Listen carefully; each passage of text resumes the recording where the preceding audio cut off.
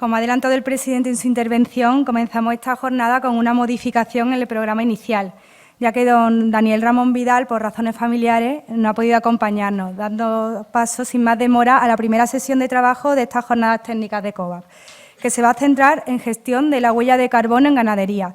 Para hablar de ello, contamos con la valiosa presencia de don Mario Smith, vicepresidente de Alltech.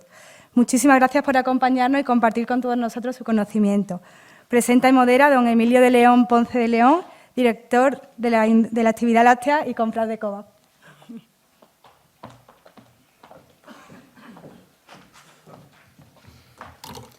Bien, buenos días a todos, amigos, socios, compañeros. Para mí es un placer poder presentar a dos profesionales con la calidad profesional que conozco de ellos. Cuando vamos a hablar de sostenibilidad, vamos a hablar en este caso de dos partes de la cadena de valor que estamos hablando desde el principio. Por una parte, Matthew nos hablará de la ganadería y qué hemos de hacer y qué hemos de trabajar ahí. Por otra parte, Mario nos hablará de cuál es el futuro de la industria alimentaria, la sostenibilidad. Serán los dos eslabones que tocaremos hoy, ¿no?, desde el punto de vista de sostenibilidad. Sostenibilidad desde los 5 pilares que entendemos en la cooperativa que hay que trabajar. Cuando uno asocia sostenibilidad siempre asocia a medio ambiente y nosotros decimos que al menos hay 5 pilares. Por un lado está la sostenibilidad, o la sostenibilidad depende mucho de la seguridad alimentaria. Una empresa, una ganadería sin seguridad alimentaria pues no tiene sostenibilidad. Sostenibilidad, el concepto acuñado hoy, es mantener en el futuro cuidando de todos los stakeholders o todos los actores que hay dentro de la cadena, ¿no? Por un lado, estamos hablando de, como decimos, de sostenibilidad, seguridad alimentaria. Por otro lado, estamos hablando de sostenibilidad en bienestar animal, tan importante hoy ante la sociedad y ante nosotros mismos. Por otro lado, estamos hablando de sostenibilidad laboral, muy importante la fijación del territorio y el trabajo que desarrollan todos nuestros ganaderos y agricultores día a día, así como la posibilidad de retener personas trabajando en estas áreas despobladas, ¿no?, que es también tenemos que hablar de sostenibilidad laboral, ¿no? Desde el punto de vista de sostenibilidad medioambiental, que fundamentalmente es lo que más nos vamos a centrar hoy aquí, y una que nunca se nos debe olvidar y que nuestro presidente también decía antes, ¿no?, que es la sostenibilidad económica y financiera de todo ello. La solución pasa de que toda esta sostenibilidad no es posible llevarla a cabo si no hay una sostenibilidad económica y financiera de todo el sistema. Y la solución pasa porque todos los eslabones de la cadena, como trabajamos en COVAP, estemos trabajando juntos, con un mismo objetivo, que es nuestro consumidor, pero desde luego no hay posibilidad de poner en valor todo esto si no tenemos sostenibilidad económica y financiera. Y nosotros creo que en la mano de todos está la solución de poner en valor todo este trabajo que ganaderos, junto a su propia industria, están llevando a cabo. Sin más, pues le voy a dejar la palabra a nuestro querido amigo Matthew, que para nosotros, insisto, es un placer que un vicepresidente de una empresa mundial como Alltech venga a compartir su visión de cómo podemos incidir en la huella de carbono en futuro o en este presente a corto plazo, y él nos dará unas indicaciones de por dónde hemos de trabajar en este sector. Matthew empezó trabajando en una granja láctea, con lo cual es un gran conocedor desde el inicio de todo el proceso. Ha estado trabajando en Nueva Zelanda, conoce muy bien el mercado asiático. Tuvimos la posibilidad de compartir la cena de antes de ayer y todo el día de ayer, y la verdad que es un verdadero placer poder contar hoy con Matthew Smith. Así que, Matthew, cuando quiera, adelante. Thank you. Aquí. Les quería comentar que en los programas que han encontrado en los asientos, dentro tienen una hojita donde pueden escribir las preguntas que le quieran dirigir a alguno de los ponentes, se lo recogerán los azafatos o azafatas y se lo entregarán al moderador. Muchas gracias. Thank you.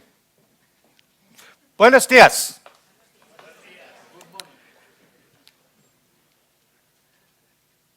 There ends my Spanish, for which I apologize, but I can assure you that my translator's English is far better than my Spanish. It's a great honor to be here in this region. It's the first time for me. It's the first time to spend some time with our friends from COVAP, and I mean that on behalf of Alltech, who's had a long association with COVAP. I'd just like to say thank you for making myself and Frank feel so welcome in the past couple of days. And a special thanks to my friend Emilio and to President Ricardo for all of the fantastic help yesterday. So much went on yesterday, it's going to take me, with my aging brain, some time to understand it.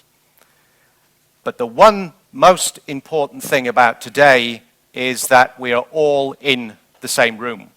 And I was asked to talk about the carbon footprint, and I will, but as we have everybody in the room, from the producers to the people who feed the cows, to the people who process the milk, to the government, to the media, I'm going to steal a bit more time and maybe just talk about some of the bigger areas which I would like to feel are going to impact our dairy world, not just in the next few years, but possibly in the next few months.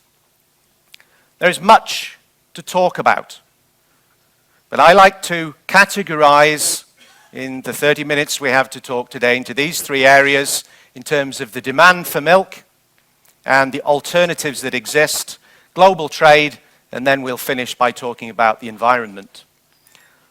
I see myself, and I hope everybody else in the room sees themselves as working in the food industry. And again, it's so important that the messages and the communication we have are communicating that food industry, not just the individual part that we spend our daily life working in. Because we are under threat. Clearly, when I travel around the world today, in all corners of the world, this debate is raging. Here's a picture from a billboard in Ireland, a great dairy nation, where some of those people who'd wish to take away from our industry are making some very bold statements. When we think in the UK today, the retailers tell us that 1 in 4 purchases would be a dairy-free product, 600,000 vegans, probably closer to 1 million today, and those people tell us that we have to reduce our carbon footprint by 50% for everybody on the face of the planet so that we can survive. Even our largest retailer, the 3rd largest retailer in the world, is now selling those beyond meat-free options. I like to think our answer lies here. Let me introduce you to my friend. This is one of my favorite pieces ever. This is a dairy cow asleep. She's asleep, she's probably having some dreams, but ultimately, she's not worried about that last slide because she very much represents the answer that we're looking for. That study, that video actually came from a study that was done in the US with some colleagues who were looking at how when a cow sleeps, she actually regenerates far faster, she becomes productive, her lifespan can allow her to be more productive. But ultimately, she's not too bothered about some of those areas that we focus on today. Why? Because if we look at dairy production globally over the past 20 years, we see an extremely positive message that I don't see being communicated strongly enough. And that message is that wherever we go in the world, we actually see increases in production overall. A 63% increase in milk production over the last 20 years. And whenever I present this slide, sadly, people in the audience would say, okay, so that must mean that we've had a 63% increase in emissions. Of course, we all know that's not the case. And as Frank will share with us a little later, it's certainly not the case. And in fact, we actually see the emissions and the carbon footprints going down, not going up. Important that we tell that story. So that lady who was asleep earlier, she's able to help us because she can produce milk and she can offer us the opportunity to appeal to all areas of the food chain. And ultimately, the consumer who is concerned about ensuring safe, transparent food, that they understand where that food is coming from. So it's important that we appeal to the food chain. It's important that we also engage and embrace those within our society who may be saying dairy is not the way forward. And I just wanted to share with you some details from the IFCN in terms of studies that have been done, looking at where across the world these alternative milks are available, how many of them are available, and it's interesting to see that the majority of those alternative milks are actually available in North America. What are they? Of course, we see them in the store today. We can buy them readily. I like to use this slide in terms of comparing some of those alternatives to the one at the end, which we all know and love so well, milk. And if we actually look at what has to go into these alternative milks to actually get us to the stage where we've got healthy, nutritious cow's milk, people ask more and more questions about why do we have to do the fortification? Oh, and by the way, look at the price. For me, it's a no-brainer that we come down on the side of the cow's milk. And if we look at Europe today, in terms of the total consumption of some of the alternative products, it only represents, according to Euromonitor, somewhere in the region of 4% of the milk that's purchased. And that's actually representative of less than 1% of the total amount of milk that's produced by the 25 million dairy cows that we have here in Europe. So is it really a threat? I would pose to the group today, it's something that's going on that we have to be aware of. But the reality is, our future is very much with that relaxed lady who needs to be more efficient. We'll look at that in a few minutes. But ultimately, the future does lie with her. So I think it's very important that we get the full picture, that we understand the facts, and we can use those facts maybe to counter some of the emotion that we see today in our industry. Global trade, of course, we know that the world needs milk. The compound annual growth rate for milk, for the demand for milk in the Asia region still exceeds 10%. In other regions, it's less than 10%, we know, but it's still a positive trend. So where will the future milk be produced? Well, it'll be produced where it's produced today. Other areas will start to emerge.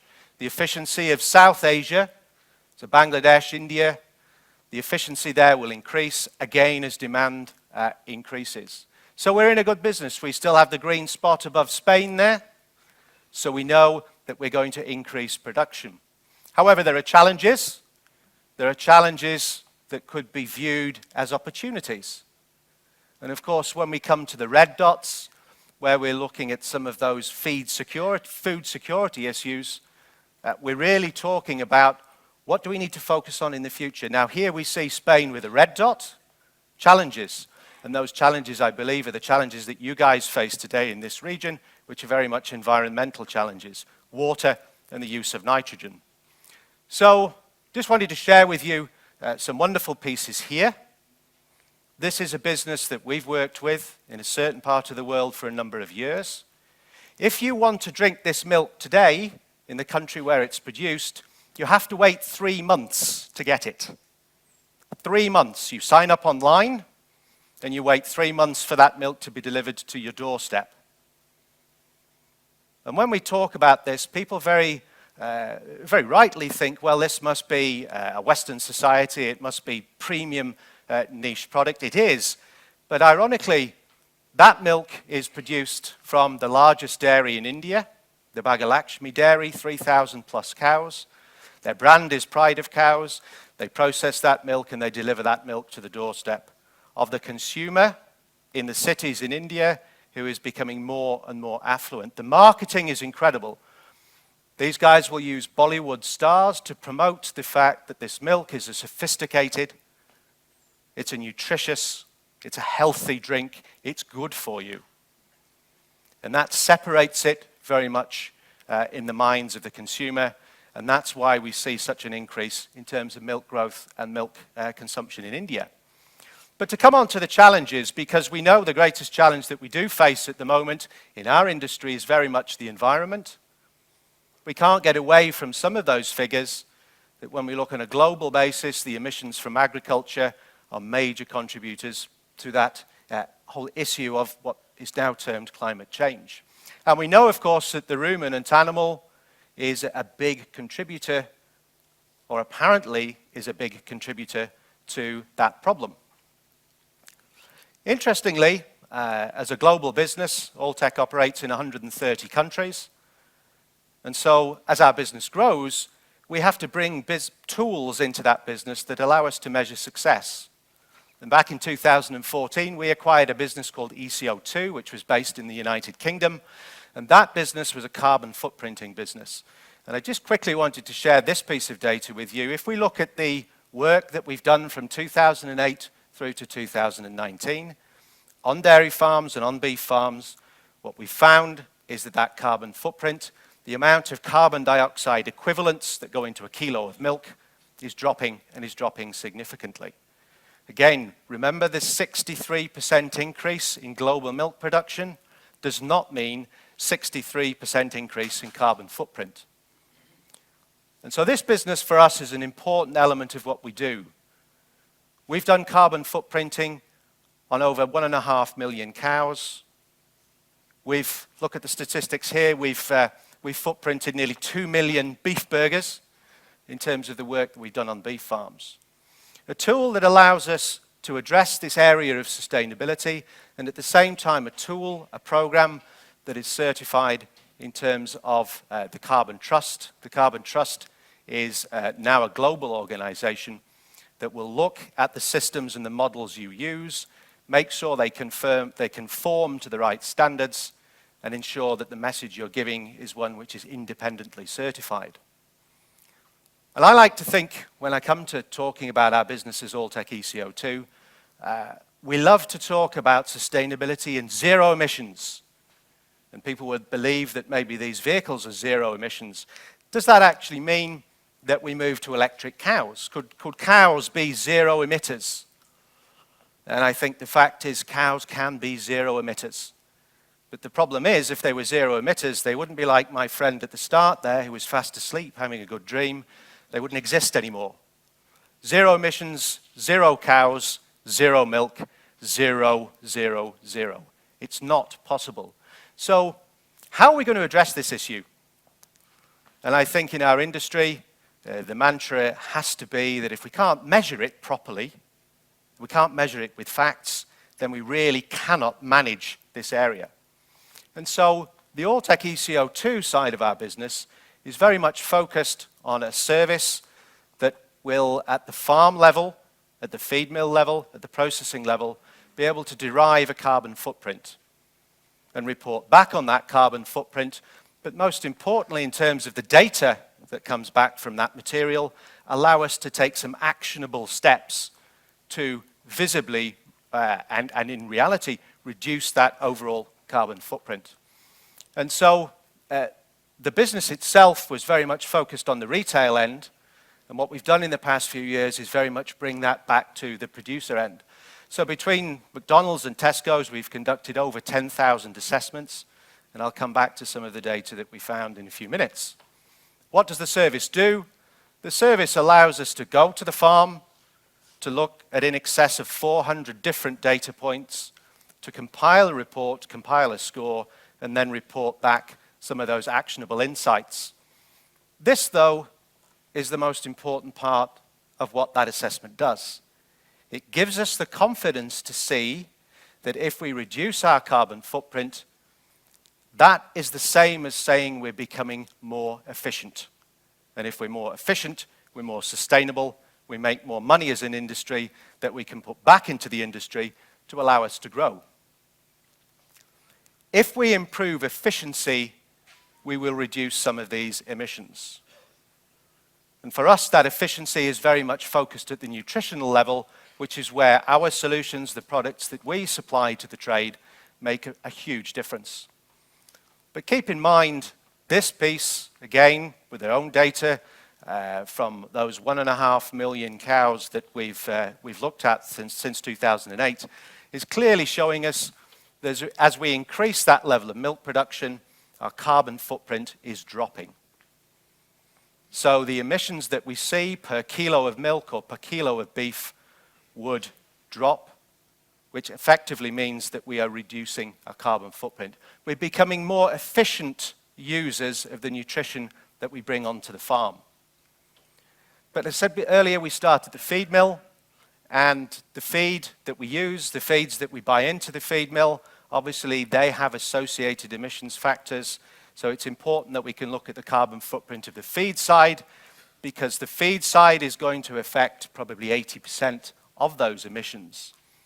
We do that with a piece of software, which we call the One tool. That's a piece of software that acts like a games console. And we can plug different programs into that games console. This example here is simply looking at how we assess the global warming potential of the feedstuffs that we're bringing onto farm. So whether they be concentrate feeds, whether they be blends, via the system, we can look at those ingredients we're using, we can add them together, and we can derive a score, we can derive data that shows us whether those diets that we're using are carbon efficient, or whether their emissions are as low as they can, or indeed maybe we need to adjust those rations and those diets to make some significant changes. Because if you consider those ingredients that are used, again, dependent on where you're milking your cows or raising your beef, those emissions factors will change. But the one standout piece that we see here, of course, is for us in Europe, the use of soya, the use of bought-in proteins that possibly we're bringing from the other side of the world. Very important for us to consider, again, as we look at increasing protein levels, we come up with this challenge of also increasing the carbon footprint of those feeds. So very important for us to assess.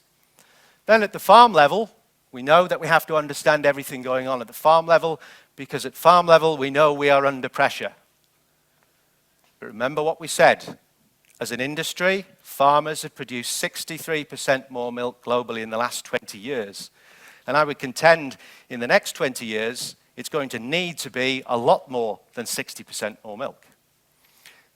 When we look at the farm, it's not the fact that we've left the lights on or we've left the tractor running and we're using more diesel that have the biggest impact.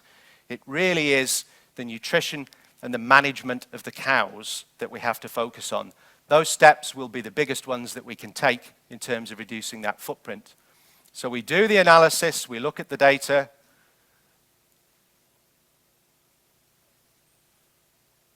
We make some recommendations as to how we can improve or reduce that footprint, and then we come back and we measure success. And I say we measure success because we always have success, because sometimes the carbon footprint's gone up. But when I say that's successful, at least we know why that carbon footprint may have increased. Because within that 400 data point set that we would use, we're able to see clearly why possibly that carbon footprint has increased. So just as you would buy your washing machine or your refrigerator and you would look for your energy sticker, that's what we tend to report back with.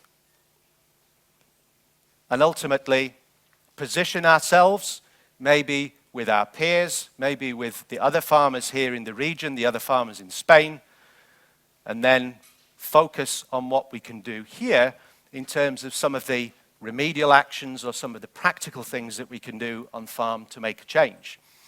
And that may well be considering using a different source of protein. Because again, we would frequently see that if we address different proteins with a lower global warming potential, we can have a significant reduction there in terms of that carbon footprint. At the same time, addressing feed rates. So maybe dropping that feed rate only slightly, only a small step, but can have a big impact in terms of reducing that carbon footprint. Calving index. Reducing those times in terms of cows being in calf, in terms of the efficiency when it comes to fertility, will make a significant difference on our carbon footprint. And so once we've addressed some of those challenges, we can go back, we can measure success, and we can say that that is moving us forward. Moving us forward when we come to the processing side, moving us forward when we come to the retail side.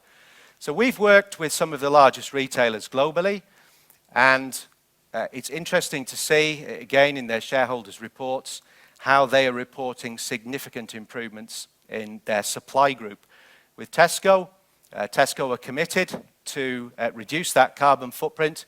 They're talking about eliminating their carbon emissions to become carbon neutral by 2050. That's a very bold statement.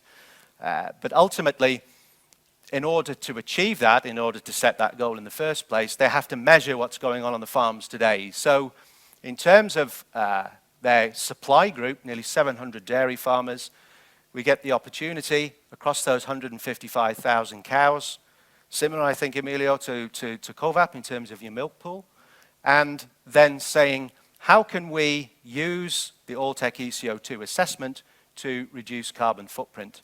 How can we also address some of the other areas on farm in terms of welfare, in terms of profitability, and ensure that as a public company, the suppliers to Tesco are complying with the livestock code of practice. And what we've seen through the years, this has been a 3-year project for us, is significant reductions in the overall carbon footprint.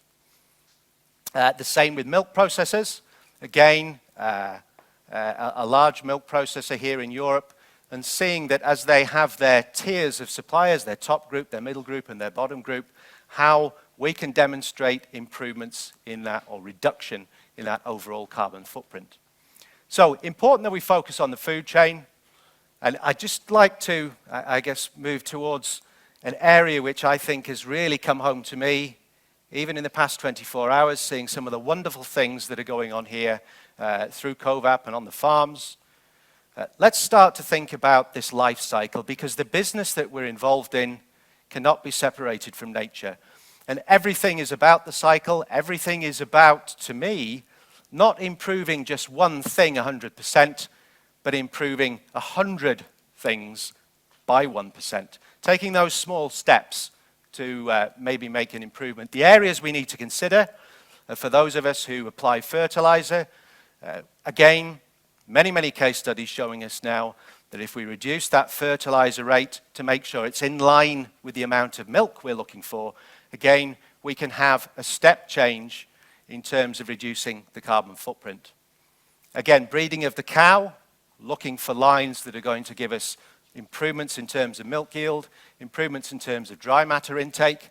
So again, moving towards more efficient cows, we're going to start to see significant reductions on the overall carbon footprint. And again, reductions of the emissions from the cow. Improving the feed conversion ratio. Again, making sure that the cow is making the most of those optimum nutrients which our nutritionists have given us to feed to the cow. Again, improvement, step changes, only small steps, but when we add them together, they become a significant step in terms of reducing carbon footprint. The environment comes into this, the overall welfare of the cows is so important when we consider this. And again, the management of feed, the machinery, the way in which that feed is presented to the cow, is it pushed up in front of the cows, are they sorting through the feed? We don't want hungry cows, we want cows that are either eating or lying down or in the milking parlour. So again, so many areas impact on that.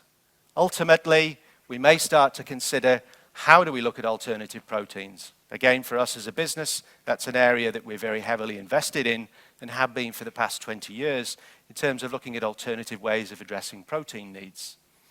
And then the big question that became very clear yesterday when we were talking to producers, you know, the whole question of nitrogen and nitrate management.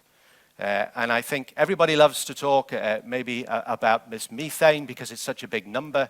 But I believe that the whole issue over nitrogen and nitrates is an issue that's been with us for a long time. And in terms of making sure that we wear that badge of honor to say we're doing the best job we can, we need to be talking about in more detail. So, a sustainable food chain. Not just what we're doing in our individual part of that food chain, but making sure that everything can come together to show us to the consumers, government, legislators, policymakers, that we are doing the best job we can, and indeed have been doing that job for a long time. So just to leave you with some of these headlines that we've seen from our own work, as I say, across that 1.5 million cows, somewhere in the region of 13 billion litres of milk. Again, we see that carbon footprint dropping. We see more efficiency in terms of the fact that we see milk production rising, again across the cows that we've conducted the audits on. Milk solids, you know, the story is the same. The trend is upwards. We're becoming more efficient, and we know that as we become more efficient, that carbon footprint is dropping. What's important to keep in mind, and again, these are our own figures, is the reality that feed rates are not increasing. Again, that's evidence of the fact that we are not, that we are becoming more efficient. So we know we can do this.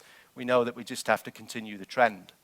And for us as a business, this is actually the carbon footprint of one of our manufacturing facilities in the UK, because we have to look inwardly, as everybody in this room does, and say if we're in the chain, we need to understand where our carbon footprint sits. So again, we would be driving efficiencies from 2017 through to 2020 in terms of the amount of energy we use, in terms of the emissions that we have from our manufacturing sites. Again, lots of data, and the world today is generating lots of data. Let's make sure we can tell the right stories. And also in terms of our logistics, in terms of the suppliers or the businesses that we use to get our products across Europe, across the world, we're working very closely with them, again, to ensure that we can demonstrate how much more efficient we are becoming. And I feel if we put all of that voice together, if we all take note of the responsibility we have across the food chain to improve, we can start to see significant improvements. So we know the world is changing. I do believe we have to view the farm not on its own, not just the feed mill, not just the processor, but we have to view this as a system. There is no magic bullet. There is no one thing that we can do that's going to put everything right. And it's very much about looking at the life cycle of everything that we're doing, because we know that if we have efficient cows, those cows will be sustainable, and so will our business. And so on that note, I'd like to finish, Mr. Chairman, and wish COVAP, the conference, everybody in this room, the very, very best. And I also offer a challenge to you. This is our mission now as a business. We talk about Planet of Plenty, and I would urge everybody in the room to join us, to join together in the food chain to make sure that we do live in a planet of plenty. Thank you, Mr. Chairman.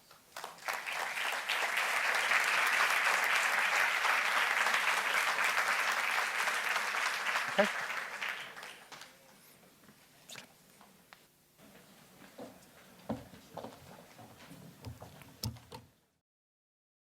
Gracias a don Matthew Smith por esta primera sesión dedicada a gestión de la huella de carbono en ganadería. Seguimos adelante dando paso a la segunda sesión de estas jornadas técnicas, que estamos seguros va a resultar tan interesante como la primera que acabamos de escuchar. Vamos a tratar los retos de la sostenibilidad en el futuro de la industria alimentaria. Para ello contamos con la valiosa presencia de don Mario Abreu, Vicepresidente de Sostenibilidad de Tetra Pak.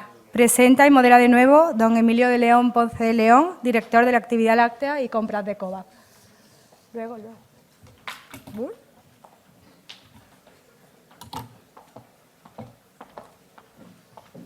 Bueno, primero decir que han llegado una serie de preguntas, entonces las haremos todas al final, ¿vale? Juntas. Nada, presentar a Mario, pues vuelve a ser un placer para una persona que trabaja aquí en la cooperativa. Él está metido en absolutamente todos los organismos que están regulando la industria alimentaria de cara a trabajar en el packaging por una industria más sostenible en un futuro próximo o en un presente, que llevan ya ellos trabajando tiempo. Y está claro que, igual que hablábamos antes de la ganadería y adelantábamos en la presentación, pues Mario Abreu, Vicepresidente de Sostenibilidad, ya que haya un Vicepresidente de Sostenibilidad en una empresa multinacional, pues ya quiere decir mucho. Seguramente esta empresa o nosotros mismos, hasta hace muy poco, en COVAP tampoco teníamos esa visión global de lo que es la sostenibilidad como empresa, ¿no? Entonces, Mario nos alumbrará acerca de cuáles son las inquietudes de la industria alimentaria de cara a un futuro próximo, a un presente ya, y en qué línea su empresa está trabajando. Así que, Mario, cuando quiera, adelante.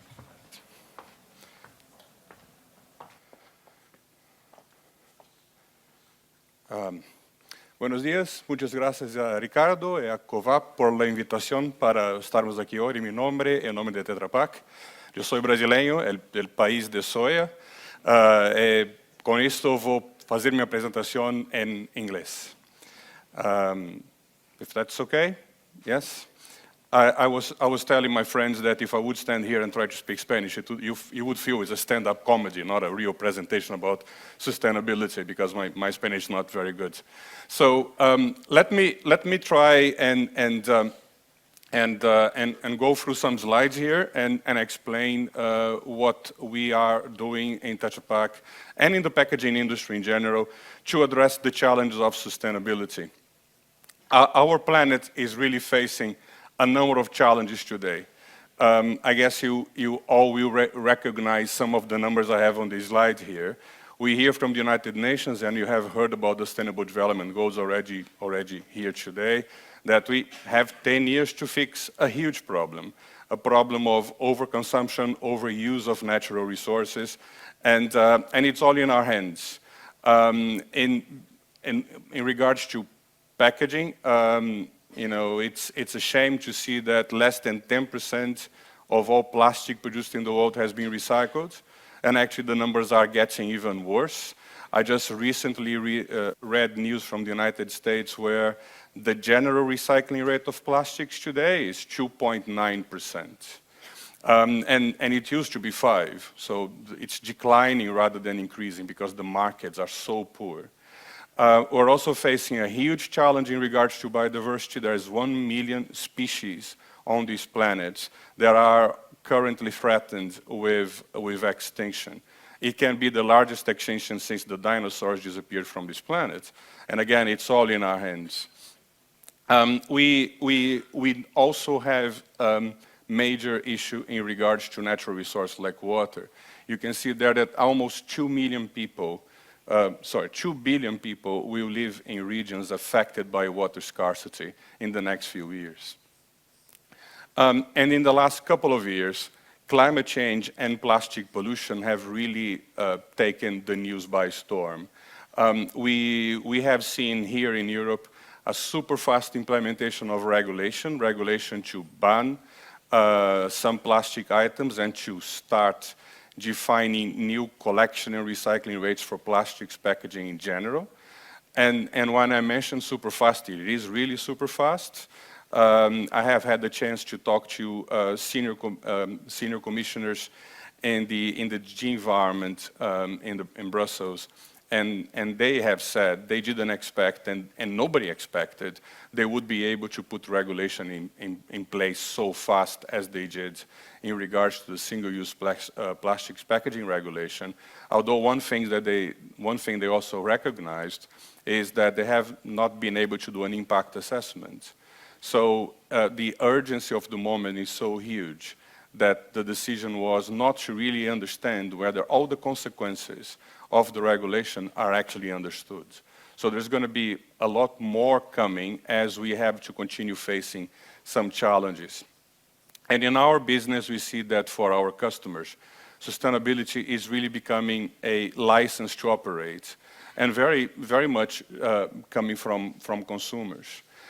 Consumers are saying they expect industry to really address the major problems we have in the planet today. You see a number there of 53% of consumers. They believe that food and beverage companies are the ones to have to drive the solutions, to have to really step up. And when you look at like the Edelman Trust Barometer, you see that the trust in all different areas of society by consumers is actually declining. But consumers expect industry to actually do more. We also see that consumers are becoming much more interested in reading the labels, reading the package, understanding what is it that they buy. So they even say that they are more and more prepared to pay more, to look for more sustainable products, and even change their diets in order to cope with reducing their footprint on the planet. And I can say that our founder, Tetra Pak's founder, Dr. Ruben Rausing, he thought of sustainability at very early days in a much broader sense than recycling only, but considering making food safe and available everywhere, which is still today is our vision. That's what Tetra Pak stands for. What Dr. Ruben Rausing said was that a package should save more than it costs. I think this was in the 60s, and I think what he referred to was actually the price of having a package for a consumer should actually be cheaper than not having a package in terms of food losses, in terms of safety and all of that. But we tend to believe that poetically he was also thinking about the planet and sustainability. And the way we've been working is to look into a package that should save more than it costs by looking to resource efficiency. We want to have the most lightweight possible package that uses the least and the best resources available, that has a low carbon footprint. But increasingly, we have to live with that story, our history, and move towards a package that is accelerating in regards to circularity and recyclability, because that's one of the key expectations we see from consumers and from society. We're also trying to get actors together, our customers, stakeholders in general, to be able to strongly communicate, strongly talk about the need to do something, the need to change. And we are kind of bringing that conversation under what we call Planet Positive, which is about doing things to reduce our impact, to make a positive impact, a good impact on the planet, reducing footprints, reducing emissions, consuming less resources, consuming less finite resources, and drive the good for the planet. So we have launched this platform very recently, and we're trying to get other companies and other institutions to join efforts with us and start to be able to communicate to consumers and society in general. And we believe, based on what we hear from our customers, that we really need to look at end-to-end in regard to sustainability. So it's our operations, it's our customers' operations, it's creating targets, setting bold commitments and bold ambitions, meeting those targets, innovating. There's no other way to address the key problems we face on this planet without innovation. And building a sustainable reputation, a reputation on sustainability, is absolutely important, because that's what consumers expect industry to do, to respond, to reduce impacts, to work sustainably, and be able to be the choice for products when these consumers are making their purchase decisions. We are proud to say that we have been always taking a very full value chain approach. We have always been working with suppliers to understand the sources of the papers we buy. We don't want to be involved in any type of deforestation. We want to understand the carbon footprint of the polymers, the plastics we buy. We secure that we have our operations managed in the most appropriate ways, working with consumers in terms of messages and safety of the products, and also afterwards in regards to recycling, collection and recycling of packaging. I put some milestones here just to put those things in perspective. We did our first life cycle assessment in 1986. I understand we were the second company in the world to do that after Coca-Cola did the first one. And we have always had life cycle analysis experts in our company, that we are always doing LCAs, life cycle analysis of the products we launch. We started with design for environment, designing our equipment and our packages in 1997. We started reporting in 1999, so more than 20 years that we're celebrating now. One of the things that you have always heard from stakeholders and from NGOs is, you are a large buyer of paper. You have to secure you're not associated to deforestation. And nothing comes easy, nothing comes fast. We certified our first site, manufacturing site, according to the Forest Stewardship Council in 2004. It took us 15 years to get 100% of all our sites, our 100 sites certified, with 100% certification of the products we have, that we can sell packages with an FSC label to every one of our customers. So this is 15 years to be able to secure that we eliminate deforestation from our supply chains. I'll just skip to say that this work continues. More and more disclosure, more and more reporting and information shared with society is important. In 2017, we were proud to be one of the first companies to have our climate work and our climate goal approved by an initiative called Science-Based Targets.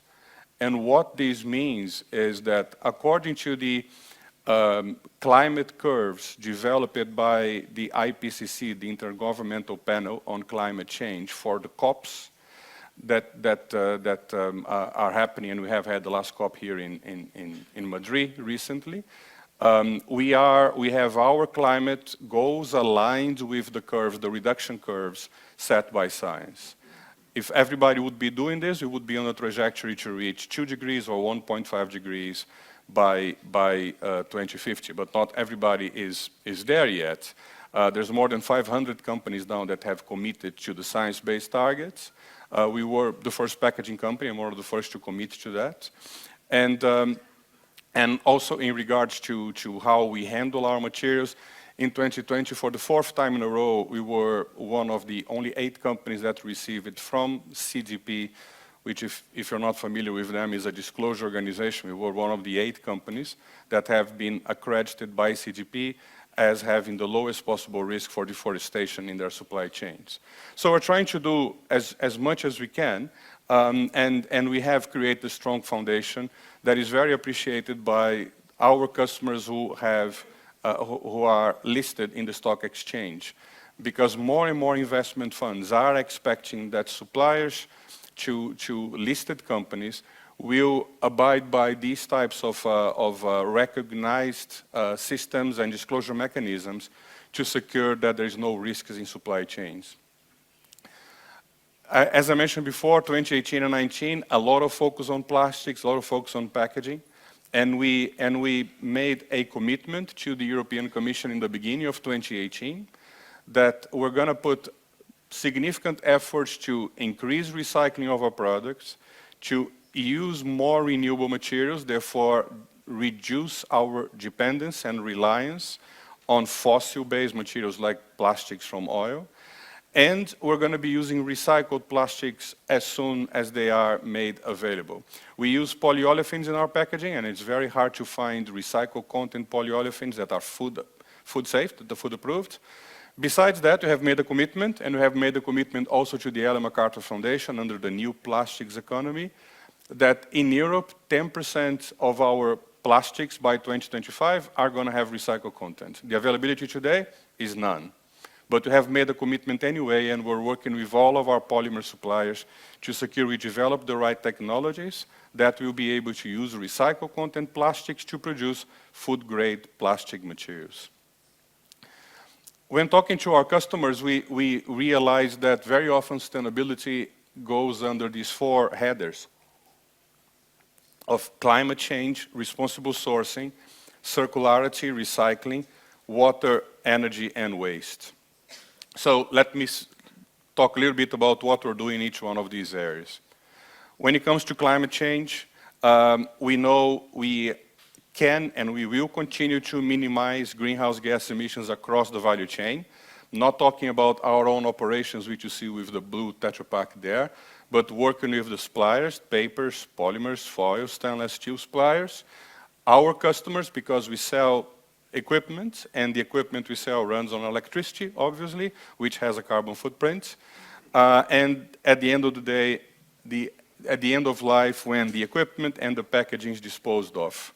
Just to give an idea what it means for doing carbon footprint accounting for a company like Tetra Pak, when we measure the carbon footprint across the entire value chain, as I mentioned before, 38% of the emissions are related to our suppliers. So from harvesting trees, from mining of bauxite for aluminum, or extracting oil for plastics, that's 38% of our baseline. Our own operations, entirely about 6%. The effect of materials out in the end of life, of cartons that are not recycled or not properly disposed, that's 6%. And 50% is actually the equipment that we sell to our customers. So if you really want to contribute to a reduction in carbon footprint, we better improve the efficiency of the machines we sell, the equipment we produce, so that our customers' energy consumption is going to be reduced and is going to be more efficient. So that's half of all the carbon footprint there. We made a commitment that we would be measuring and third-party verifying our emissions in 2010, and across through to 2020, we would limit the emissions at that point. So we would increase production and not allow the emissions of greenhouse gas to increase. If you look at the chart on the center here, on the left of my slides, we have increased production by about 20%, and we have reduced emissions by about 13, 14%. So we decoupled our business growth from the emissions of carbon footprint across the entire value chain. You see that means that in 2010, the emissions in the value chain were almost 14 million tons of CO2 related to our business. In 2018, it was less than 12 million tons. So we have avoided, over these 8 years, more than 10 million tons of CO2. So basically, with the programs we implemented, we removed 1 year of greenhouse gas emissions from the entire value chain over the decades. And we have made a commitment to an initiative called RE, Renewable Electricity 100, that we're going to be fully renewable electricity sourcing by 2030 to our own facilities. We start from a baseline of 22% in 2015. We are close to reaching 80% now, and we are very confident that we're going to be reaching 100% much before 2030, probably in 2023 or 2024. So that's going to be powering, and we're investing in renewable energy in our own facilities, and also looking at power purchase agreements to reduce the carbon footprint of our own operations. Another strong focus of our customers is on responsible sourcing.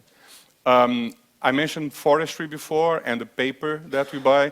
Tetra Pak buys about 2.7 million tons of paperboard every year. So we have a significant footprint in that game.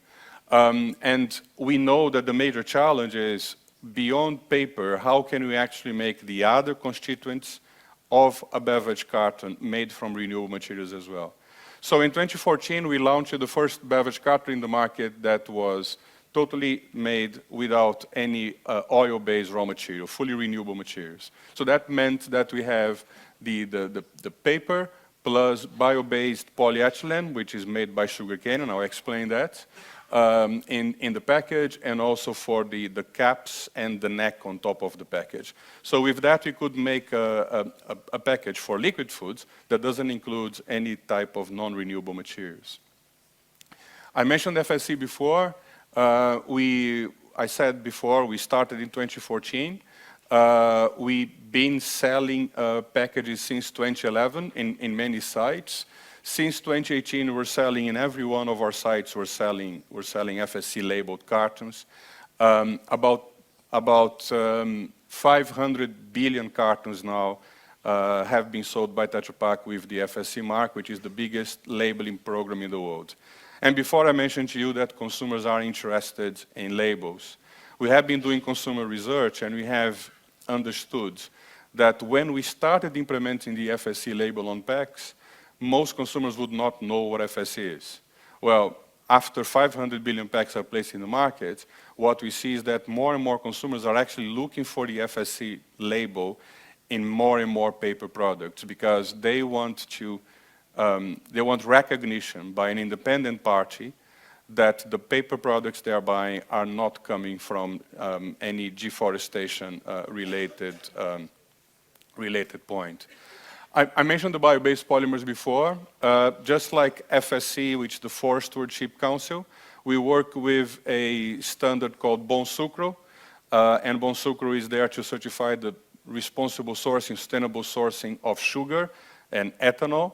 So we now have certified all our sites for the Bom Sucro certification, and when we sell packages that have a bio-based polymer or cap, we're going to be able to connect those packages also to the Bom Sucro label, also trying to address the increasing need of consumers to understand where materials are coming from. And the way we use sugarcane is very, very simple but very interesting. So sugarcane is abundant in Brazil. It's used for cars, for the automotive industry. So we source less than 1% of the ethanol that is produced in Brazil today, and that ethanol is converted into polyethylene. So you get the same molecule as you would get from oil, but instead of oil, you get that by using ethanol. Ethanol dehydrated to ethane, ethane to polyethylene, and you get the same material. The same material with a much lower carbon footprint, with no foil coming from a refinery. And I think that's what I'm talking about in regards to innovation. There are ways of reducing carbon footprint, of improving and changing material and changing the way we do things. In this way, we have basically produced the same polymer, which is traceable back to the origin and not coming from any type of oil. We have been expanding the use of those materials. We launched this package that we call Tetra Pak in 2014. And we got many awards, we got recognition, very important, we got recognition from that green label that you see on the center there called TÜV for bio-based, which means that in every package we sell that has these materials, you can actually look in the microscope and you're gonna find the bio-based material. So there's no mass balance or nothing like that. It's just purely trace it back to the ethanol origin, which helps also in communicating to consumers. We do have packaging that protects the product without refrigeration by using aluminum foil as a barrier. We cannot replace the aluminum yet with a bio-based material, but we are using the bio-based polymers also for these types of packages, and they reach more than 80% of bio-based content, which also gives us the highest recognition from the bio-based label from TÜV. I mentioned aluminum. We are looking at ways to reduce aluminum and the use of aluminum and replace with a barrier that offers the same types of properties. In the meantime, we are one of the founders of the ASI, the Aluminium Stewardship Initiative, because we know that while we are using aluminum, it has to come from the right sources. So we want to understand that the harvesting but the extraction of bauxite from mines is not leading to deforestation, not leading into social problems in the countries of origin, and that the whole chain of custody is responsibly taken care of.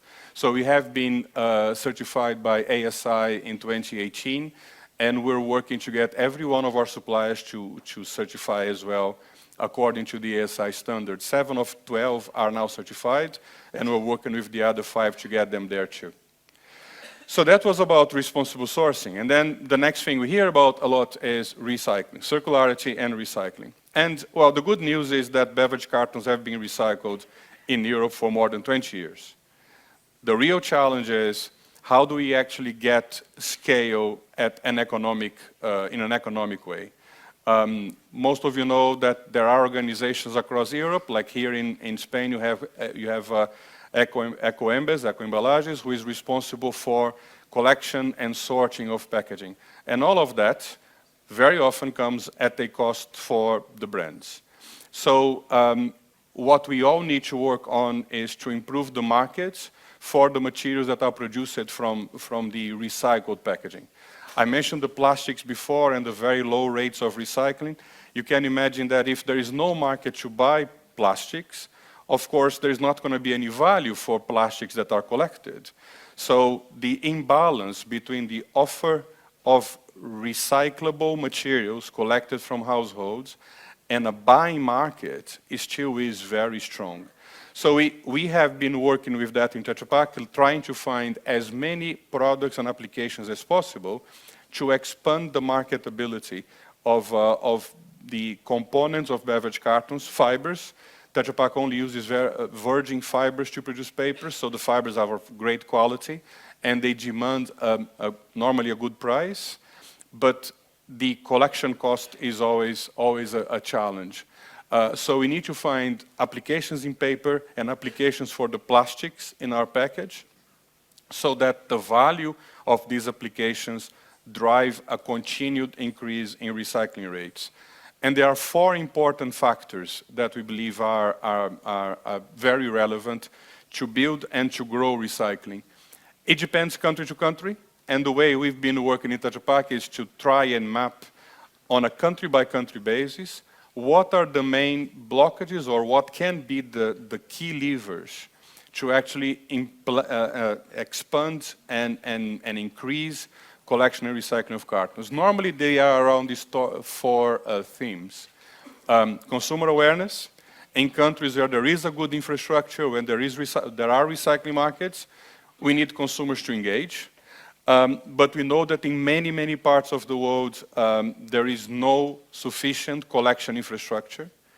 There is a recent study by consultants McKinsey saying that if everybody on this planet would have access to collection and recycling of packaging, general packaging, all packaging, by 2040, so in 20 years, we would need to give access to 400,000 people a day, every day, for the next 20 years, to create collection and recycling for everyone. So you can imagine the size of the challenge that it is and how much of a change this means.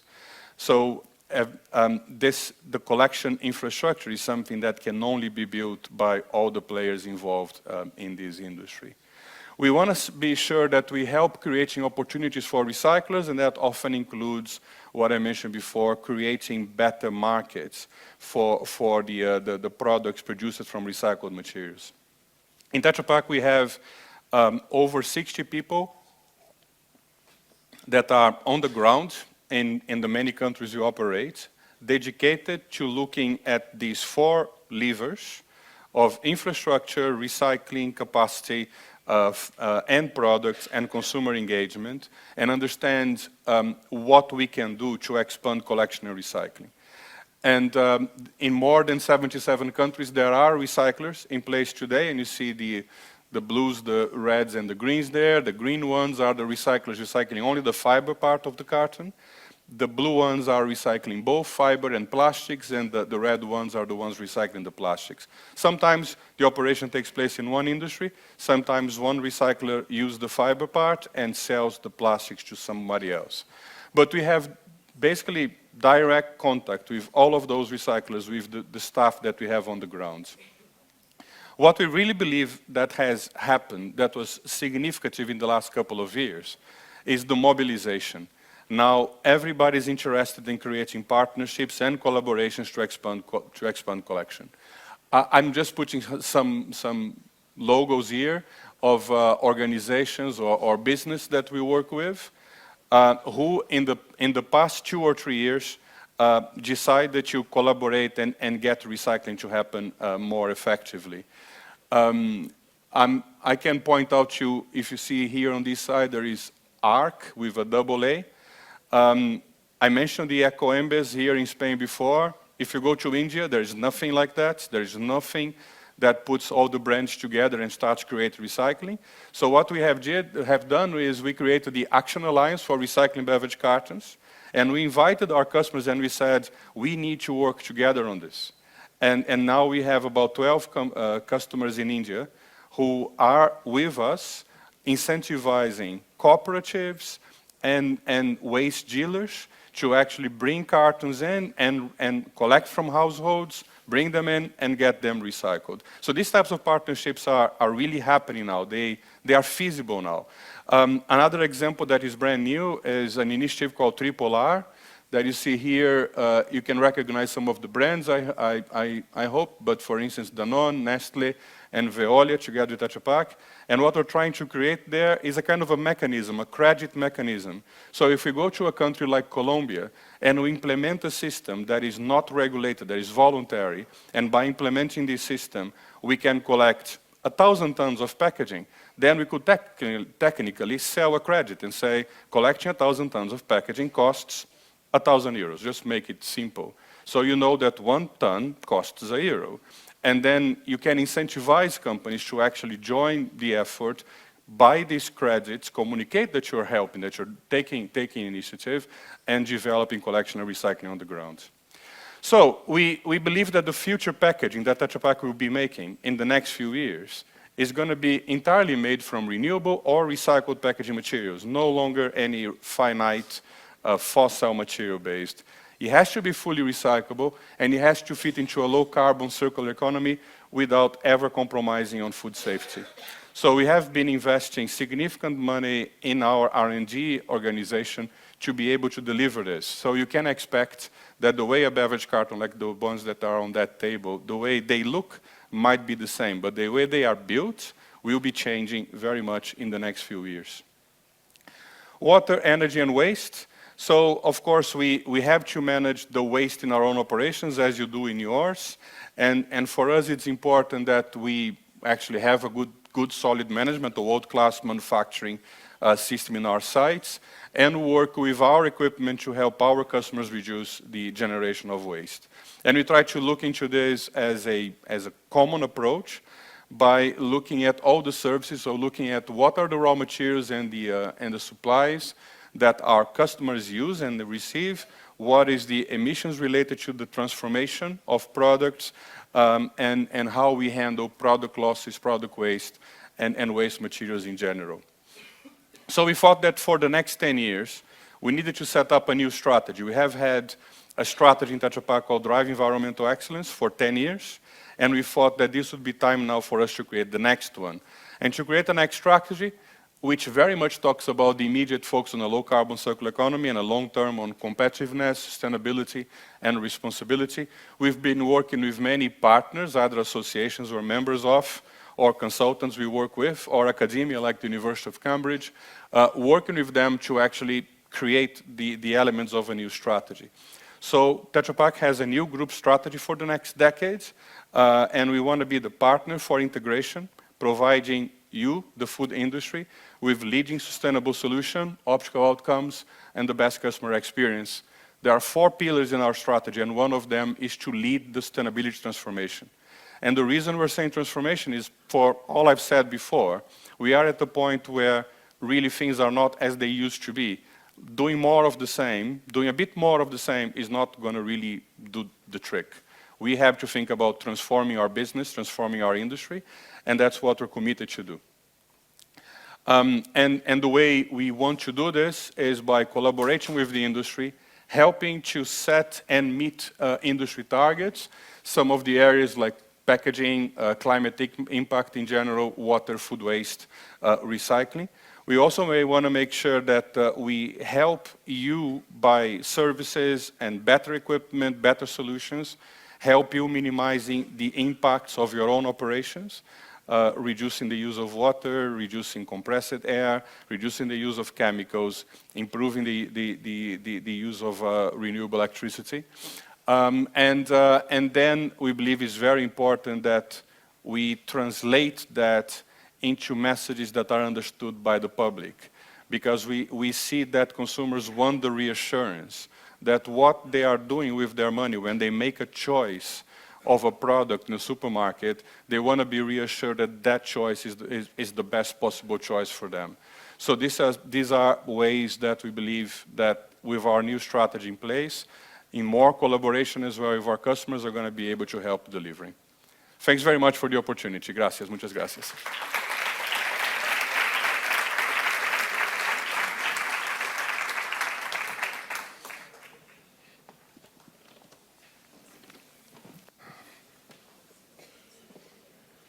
¿Sí, ahora? Sí. Bueno, habíamos recibido algunas preguntas y tenemos algún tiempo para... Muy bien, pues en primer lugar, estas supongo que serán del segundo ponente. Mario Abreu. Hay una pregunta que dice Matthew. ¿Hay estudios de huella de carbono en la ganadería de ovino de carne en extensivo? ¿Algún estudio?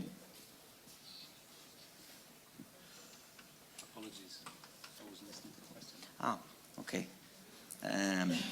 Is there any study about the carbon footprint in sheep in extensive model? That's a great question, because for us as a business, the answer is no, not yet. However, studies have been done with sheep, and increasingly we are footprinting more small ruminant businesses in terms of goat farming. I think the question really comes to say, is small ruminant production more carbon friendly than their larger cousins? I think that question is yet to be answered, but that is something that we're working on. Another question is, who can use your platform? Is it available in Spain? When will be available? Of about an hour ago. So I think that, again, Emilio, we would seek to maybe take an objective opinion and say this is an opportunity to look at COVAP as a business, from supply through feed to the farm, through the processing, and then through to the retail customer. Okay. How much time do you think that the government put as taxes for the meat and for the dairy products? And how, what consequence will have for our cooperative? What do you think about? Okay, the first part about politics, living in the United Kingdom, I am no longer qualified to talk about European politics. That's a good answer. However, the question is a good one, because we cannot separate the political discussion from the practical discussion. We can't distance ourselves. We are very much in this together. I think public policy formation has to address food security. We in Europe, we enjoy our food. We're spending less on food, maybe not, Frank, as little as our American cousins. However, the reality is that the messaging has to be consistent, and it has to come from us in this room.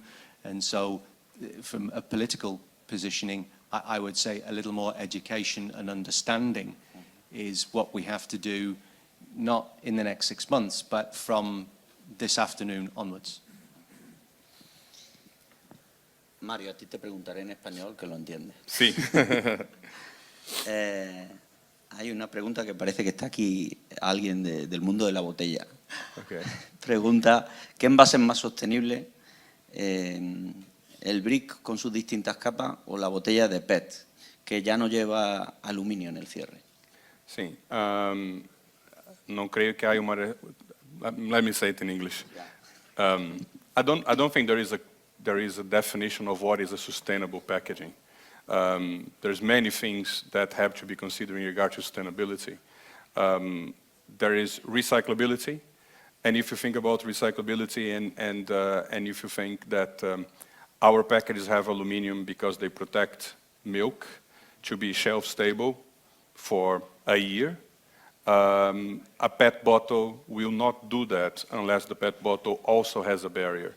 And if the PET bottle has a barrier, that bottle is not going to be recycled.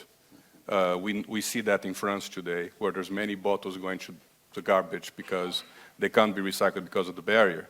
So it's very, very difficult to say one package against another package. So every time we do a life cycle analysis, the first question is, what is the functionality?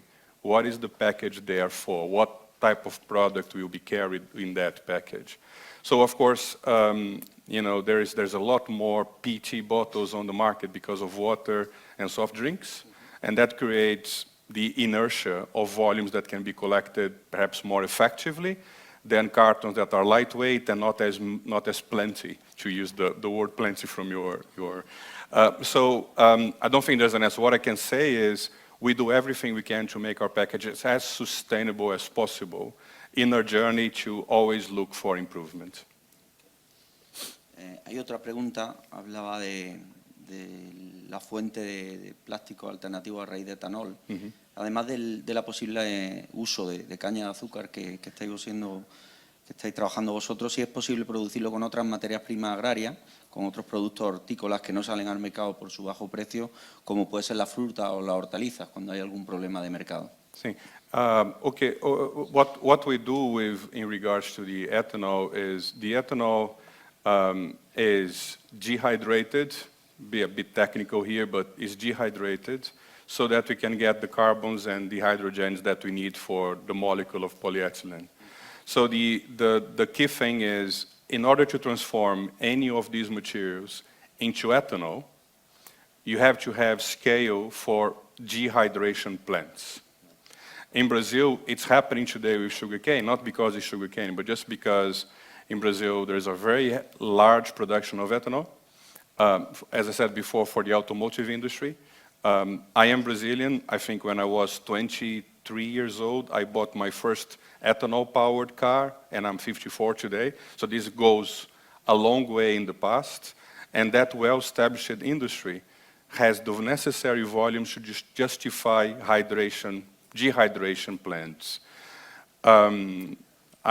So if there would be enough raw materials of other source that could be dehydrated to make an ethanol, that could produce ethanol and be dehydrated, that would be feasible. But the challenge normally is the scale. Okay. Yeah. Okay. And last one for Matthew. You have spoken about the alternative proteins instead of soya.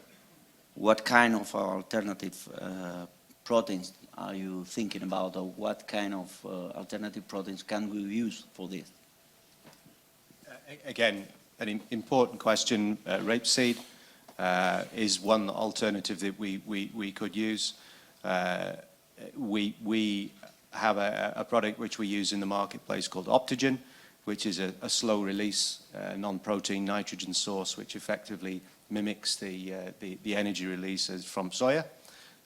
It's an alternative. Why do I say that? Not because of what the product actually does, but because of the fact that we actually manufacture that product here in Europe. So when we actually look at the global warming potential of that product and compare it to something that would be brought in at distance, it offers a much more viable alternative. But there are many alternative proteins that we could seek to use. In fact, an ever-growing list. Bueno, pues con esto acabamos la primera mesa. Por supuesto, darle las gracias a Matthew y a Mario por su concreción, por su ajuste al tiempo y por su magnífica ponencia. Así que muchas gracias. Hacemos un descanso, ¿no?